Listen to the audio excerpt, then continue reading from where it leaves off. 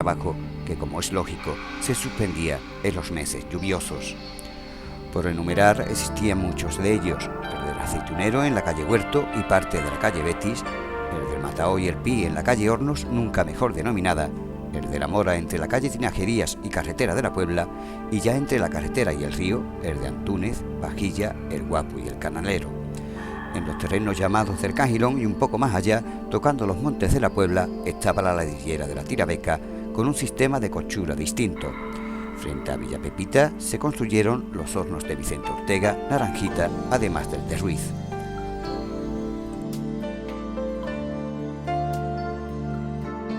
El horno de muchísimas, desde un horno, los hornos suelen tener entre de 30 a 50.000 ladrillos en la capacidad que tiene un horno.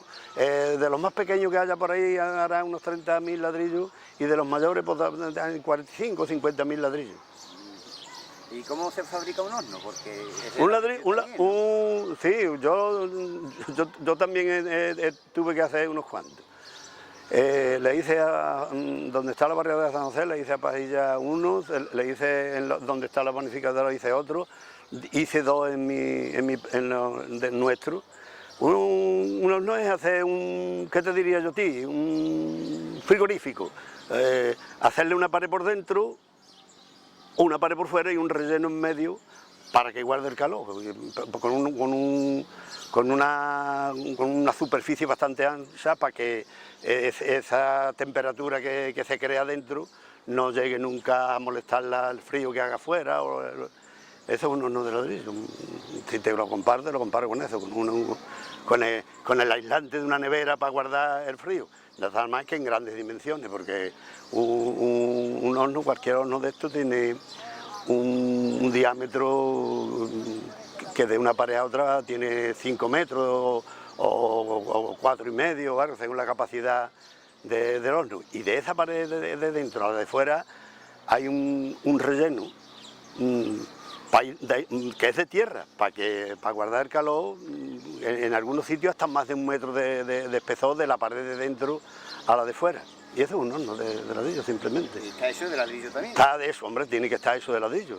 Tiene que estar hecho el ladrillo. Puede hacerse de ladrillos refractarios. Yo he hecho arcos también en alguna ocasión de ladrillos refractarios porque aguanta más que esto. Pero un horno, las paredes de un horno por dentro, como le pasa el fuego de abajo arriba, duran siempre. Lo que se va desgastando a la vez que va cociendo es los arcos que sostienen la carga, los arcos que hay haciendo la caldera del horno, donde se quema la leña. Eso sí, eso hay que tirarlo, eso hay que renovarlo a lo mejor ¿qué te voy a decir? No sé, cada 50, 60, 70 hornadas. Se van desgastando, van perdiendo de las calorías, se van derritiendo. Y termina, pero las paredes del horno, un horno en sí, el bazo, lo que es el bazo, y el horno, eso es para siempre. Aquí en Coria que se ha estilado el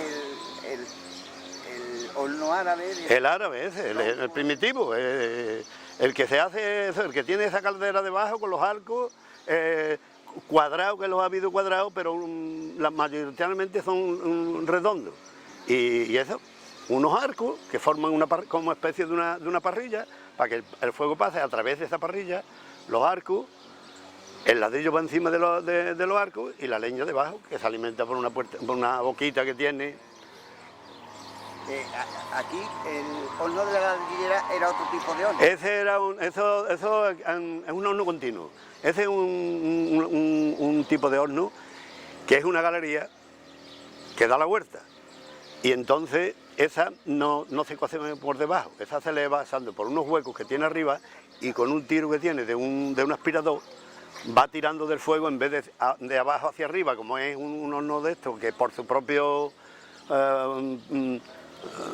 la combustión por su propio de esos tira hacia arriba, y este no, este cose lateral, tiene un tiro y ese tiro le van echando la leña por unos huecos arriba y va cociendo lateral, y entonces cose 4 o 5 metros, y van descargando por aquí y cargando por allí, entonces es continuo, no para de hornear. no para de Tenía más capacidad para hacer entonces ladrillo, ¿no? Hombre, muchísima más capacidad y eso, y además muchísimo más aprovechamiento del calor, porque en un horno de estos común, cuando tú dejas de meter la última leña ahí, pues ahora tienes que esperar a que se enfríe, todo ese calor se va. En un horno de eso no, en un horno de eso el tiro se lo va llevando para lo que acaba para el ladrillo crudo que acaba de meter, entonces el consumo de combustible puede ser en un momento la mitad, o más o menos.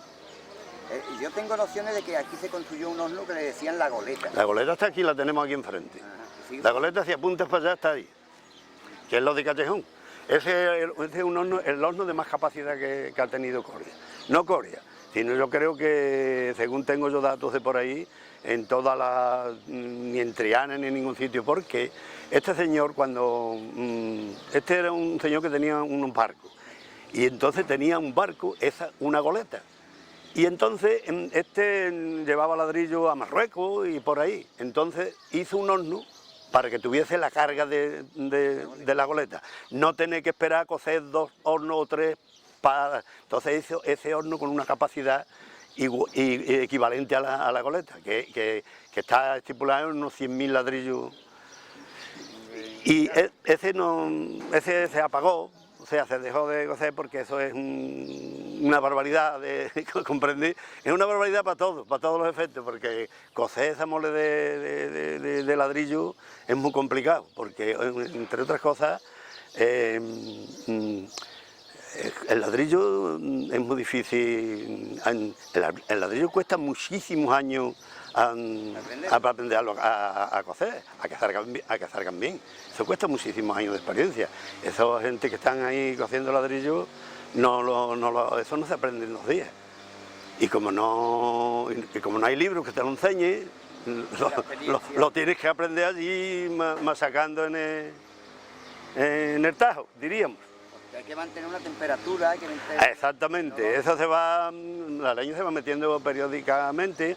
Si es una leña más fuerte que aguanta más, te tienes que darle más intervalos desde hablamos de una carda, cada vez que le metes leña, una carda de leña, una carda, es el nombre que se utiliza en el argot de la alfarería, una carda de leña. Pues de esa carda de leña, según la leña que tú estés consumiendo, empleando, tiene de tiempo, porque a lo mejor, ¿qué te voy a decir? Si le metes leña gorda, ramas no las hojas, sino los palos de una copa de un pino, que es lo que mayoritariamente si metes el palo de los pinos en vez de las ramas, pues claro, ahí le tiene que dar muchísimo más tiempo que esa temperatura, porque eso llega a tu pum y lo pone a 1200, 1300, 1500 grados en un momento. Hombre, en un momento no.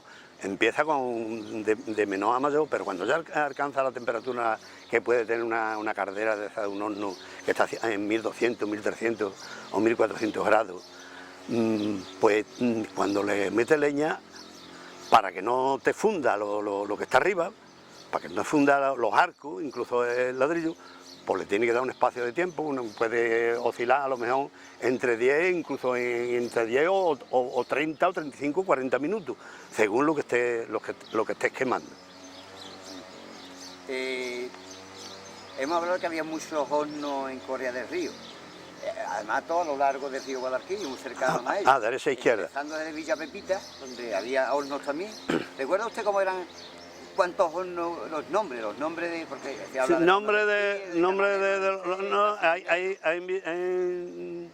en el Gato estaba el Cabillo, más para acá estaba el suegro de Manolito Ruizosa, que era José Ortega, también hizo ahí Pepe Melones, conocido en Coria como Naranjita, también tenía un horno ahí. Ya después aquí estaba... Si salimos por la calle Cervantes para allá, La Mora, Antúnez, El Pi, más para adelante mis tíos, nosotros, y la ladrillera que se monta después, porque la ladrillera se montaría ya en los años 50 por ahí, o 40 y tantos, 50 se montó la ladrillera. Y en el otro lado del río, pues no sé, en el otro lado está el río Cruz Romero, Barrientos, los de la Roza, en fin, en el otro, y ahí hay un montón, todavía unos pocos funcionando en el otro lado del río, y todos, casi todos, están lo más cerca posible del río, porque el transporte más fácil que había era embarcar. Se embarcaban aquí en los barcos estos para llevarlos a Sevilla, por ejemplo, los llevaban a Sevilla, los desembarcaban allí en carro, se los repartían para las obras. Entonces la mayoría de los tejares de por aquí estaban a la orilla del río, entre otras cosas, porque los tejares, en sus propias canteras, cuando la agotaban, el río entraba y se los volvía a llenar y les volvía a dejar barro. Nosotros, vamos, están esos tantos ladrillos, tantas tejas de lo que el río te dejaba, de la arcilla que el río te dejaba en esas propias canteras, y entonces la mayoría de los tejares estaban y están cerca de la orilla, para facilitar en aquel tiempo también el agua, para coger el agua, con norias y en fin. Lo que yo he visto que al barro se le echaba también paja. No, el barro, te explico cómo se incorpora la cascarilla de arroz al barro. La cascarilla de arroz no tiene nada más que o sea, tiene una misión que le viene muy bien al barro. El barro lo preparaban los hombres y lo preparan la tarde antes para que ese barro, cuando lleguen por la mañana, esté bien mojado, haya cogido bien el agua. Ese barro lo mojaban por la tarde, y entonces, claro, ¿qué pasa? Que en el verano, pues ese barro, con la temperatura, se le oreaba mucho, se secaba, al otro día era más trabajoso. Entonces la cascarilla se le echó para protegerlo del sol. Se echaba la cascarilla esa de arroz, se regaba y lo mantiene fresco, totalmente como acabado de hacer. Y al mismo tiempo, la cascarilla evita de que el zoo penetre, y cuando un ladrillo se lava, penetre por una grieta. Al secarse, cuando está haciendo mucho calor, le evitaba impureza, que rajitas o cosas de esas. La cascarilla era, digamos, como es un forjado de hierro al hormigón, amarrarlo. La cascarilla amarra al barro. O sea, se incorporó para taparlo, no para mejorarlo. Y le hace dos cosas: lo mantiene fresco y lo mejora a la hora de secarse. Éramos 10 hijos, tenía mi padre. Y mis hermanos eran los que estaban trabajando aquí en el horno. Y ellos eran los que cortaban los ladrillos y los metían en el horno, lo cocían en el horno y sacaban otra vez afuera y hacían un reja por aquí, los ladrillos. No, aquí había otro tejado que era el Matao. Ahí, estaba ahí mismo también. A continuación. El Matao. También trabajaban ahí.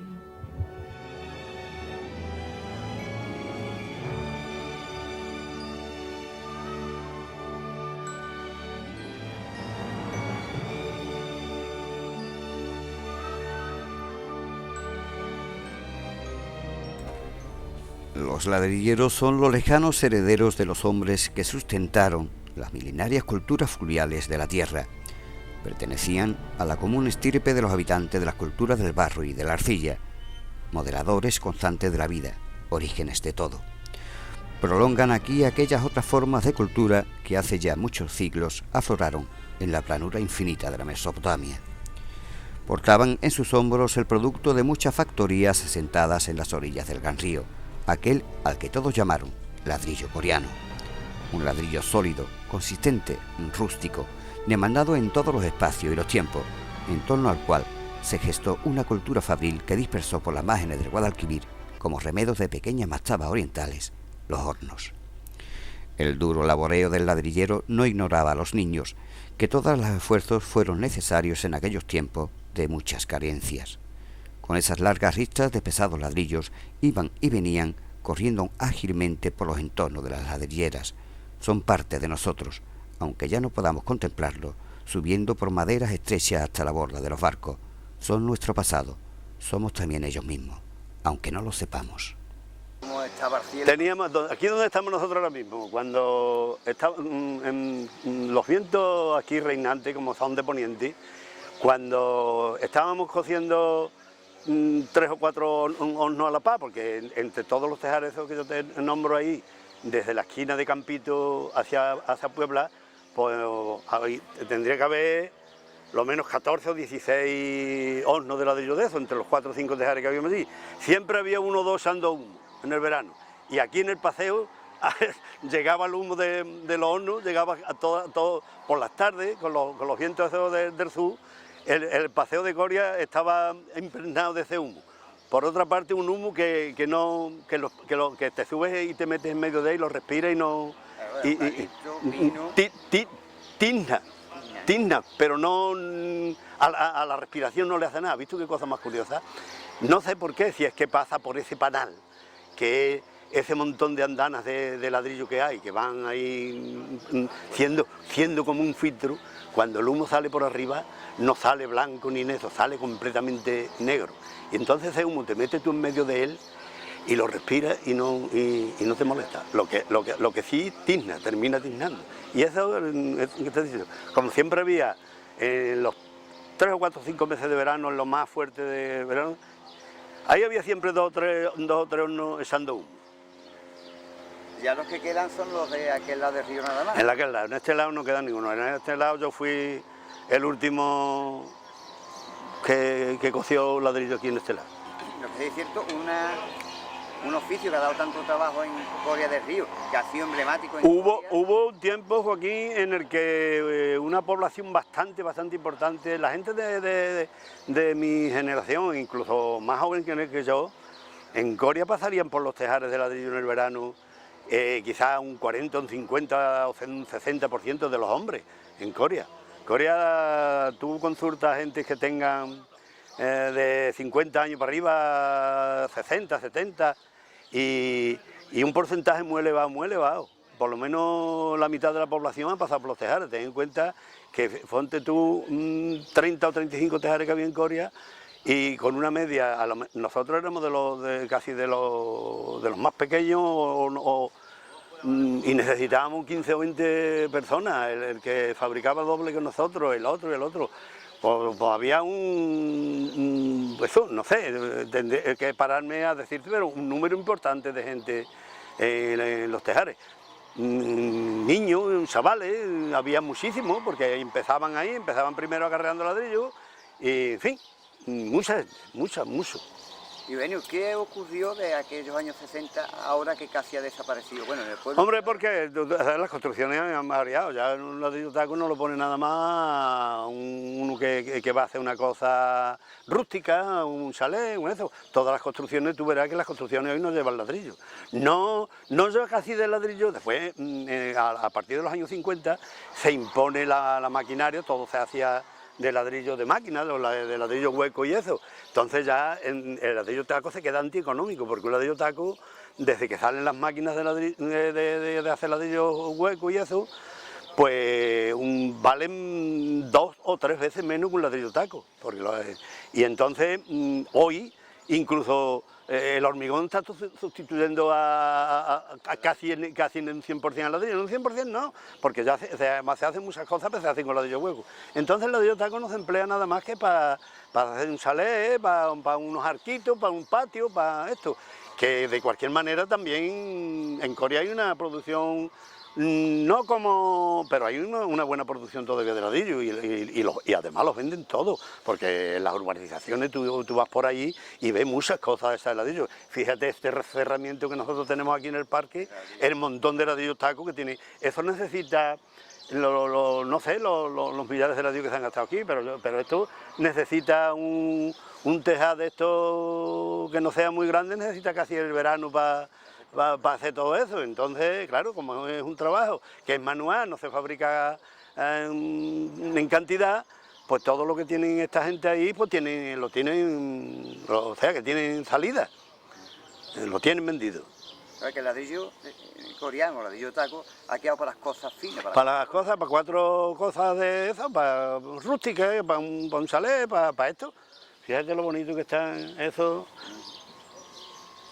Ya, pues ya está, yo creo que no se me ha quedado olvidado nada, ¿no? Bueno, y si necesitas algo más, pues aquí estoy yo.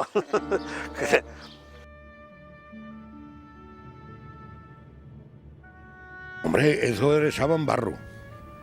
El barro, ¿no? El barro. Y luego le echaban cascarilla. Pero la cascarilla era para aflojar barro, ¿sabes?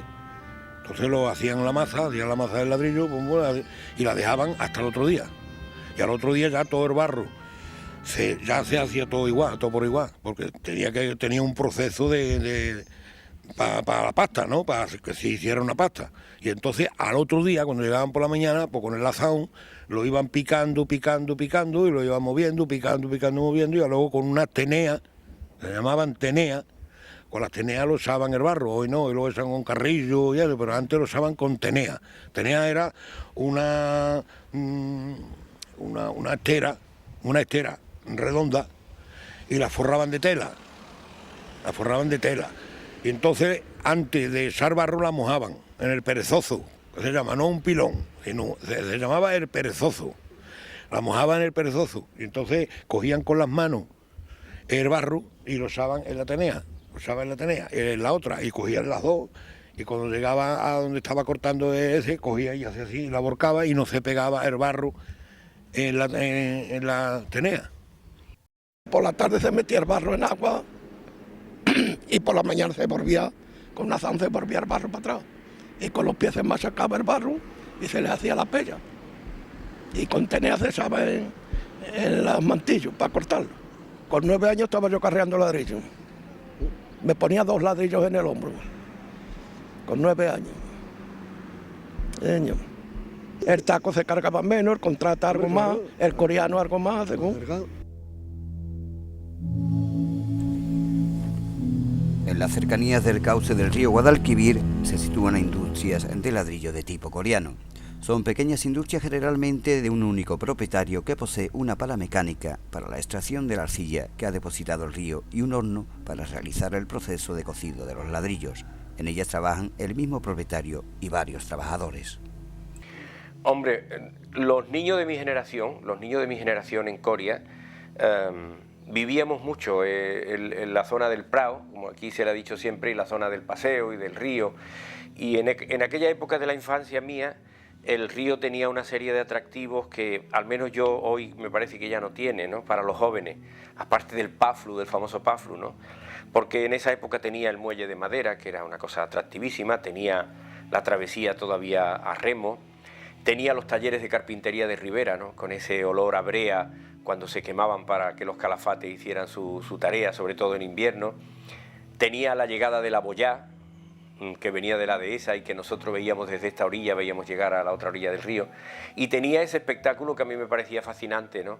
De los grandes penachos de humo negro que se elevaban por encima del horizonte todas las tardes, ¿no? Y que era el reflejo de que los hornos de ladrillo habían empezado a actuar.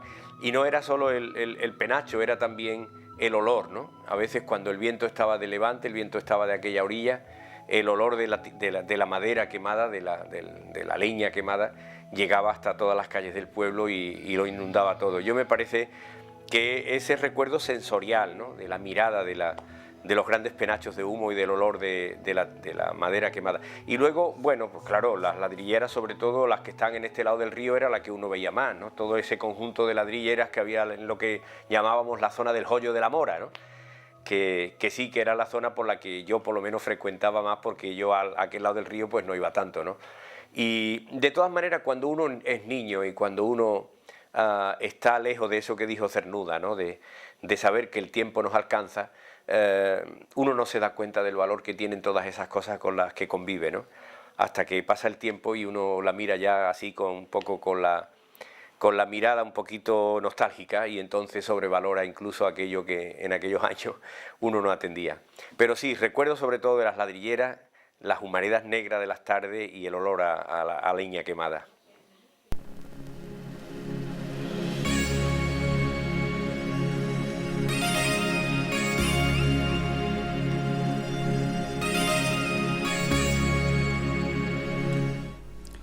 En nuestra época contemporánea podemos destacar al ladrillo como un material completo. Esto quiere decir que debe servir simultáneamente como un elemento estructural, aislante, refractario, arquitectónico y ornamental, entre otros útiles usos que se le ha concedido gracias a sus cualidades. El ladrillo de taco coreano, como así se le llama, es usado para obras de reconstrucción y decoración. Si lo comparamos con el ladrillo actual, vemos que deja mucho que desear. Difiere en tamaño, color, textura y composición a estos hechos con tradición y esmero.